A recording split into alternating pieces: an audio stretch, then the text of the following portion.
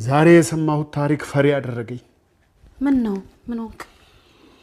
ጀግናው አይበገሬው ሰውዬ ፈሪ ሆንኩልሽ ሂሩቴ ምን ገጠመኝ እሺ ከሰው ጋር ተጣልተ ነው ከሰው በጣላማ በማን እድል ምን ሆነ ነው ጠጠር ያለ ነገር ነው የገጠመኝ ስጋት ገባው ውስጤ ወይ በስዬ ደሞ ሰርተን እየገባን አይደል የምን ስጋት ነው አረ ተው ደግ ደጉን እናውራ እንጂ በስዬ ደግ ደጉን ሂሩቴ እስቲ አስቢው የዛሬ 30 አመት በ2050 ሄኖክ ልብ ገዝቶ የሚጦረን ይመስልሻል ምን ስትላሰብከው ገና ለሚመጣው ነው የምትጨነቀው አረ በሰላም ያድርሰን በል መድረሳችን የት ይቀራል ሂሩቴ ሩቅ አርገሽ ነው እንዴ 2050 እኮ ነገ ጠዋት ነው ያን ጊዜ እኮ ሄኒ ወደ 40 አመት ይሆነዋል ህፃኑ ወደ 30 አይጠጋው የኔም እንደዛ ትልቅ ሰው መሆኑ አይቀርም ታዲያ ደስ ሊለን ነው የሚገባው ልጆቻችን ጎልምሰው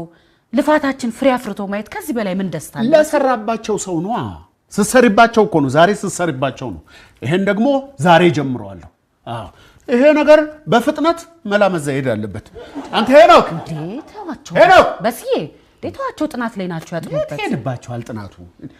አንቺ አልገባሽም ነገሩ ዋናው ጧሪ ትውልድ ማፍራት ነው ምን ሆናችሁ ነው እናንተ ቅስስ ብሎ ይመጣሉ እንዴ ስጠራችሁ ቶሎ አትመጡም እንዴ አይ የኔ እኮ የሆነ ጥያቄ ጠይቀኝ እያሰብኩበት ነበር ከዛ አቋረጥከኝ ቁጭ በሉ ምን ጠይቀሽው ነው 2050 ላይ ቅድህ ምንድነው ብዬው ጠይቄው እስካሁን ምንም ያለኝ ነገር የለም